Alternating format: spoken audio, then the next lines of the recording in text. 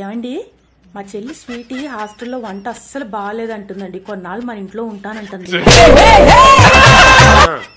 రమ్మని చెప్పు.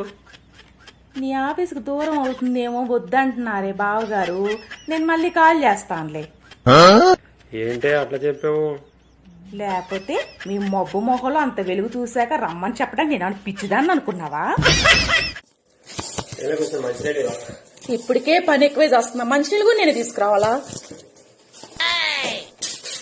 ఏంటి ఫేస్ లో కాస్త గ్లో ఎక్కువైతే చూస్తా. అవునా? నిజంగానా? ఇప్పుడే తీసుకొస్తా. వెళ్ళొస్తాను.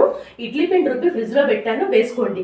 మర్చిపోయాను, నిన్న రాత్రి జంతువం కోసం వెతికారు కదా, అది బెడ్ దగ్గర పెట్టాను, చూసుకో.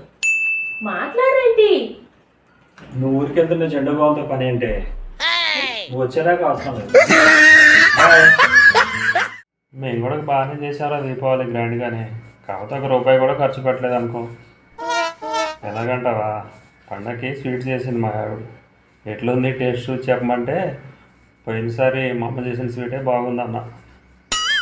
తర్వాత గట్టిగానే అయింది దీపావళి.